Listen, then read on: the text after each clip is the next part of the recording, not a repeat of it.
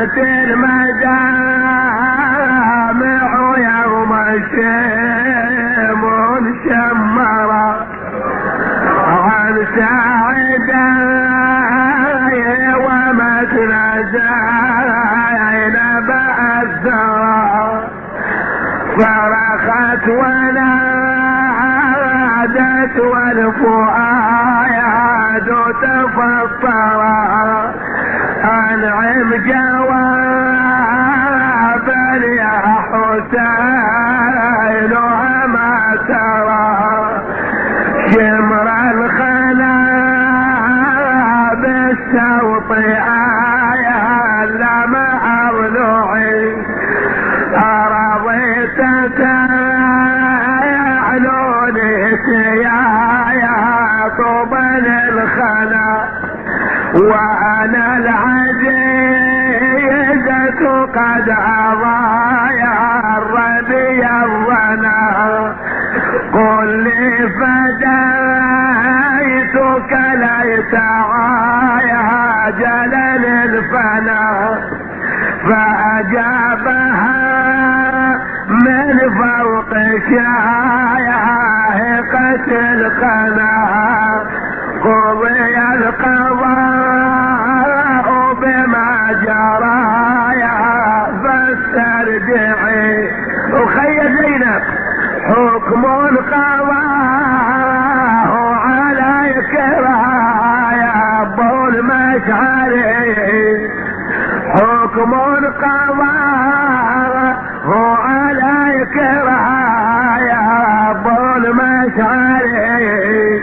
فعل السباع والضرب يا اخت اصبري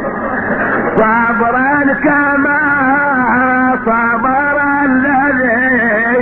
سكن الغريب وتكفلي حال اليتامى والغريب وتكفلي حال اليتامى والغريب ما كنت أصنع في حماياهم فاصنعي خويا وصيت يا زينب العيال خويا عينك تحطي من الأطفال تدري يوم ربعتي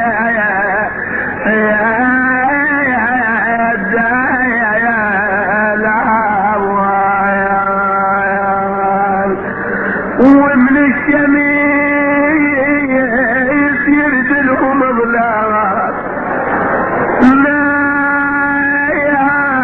تبخو يا انا بعيني لباري لك عيالك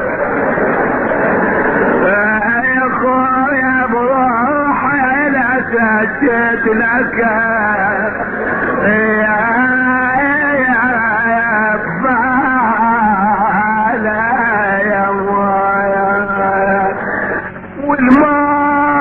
والمايات لا يرضى بذلك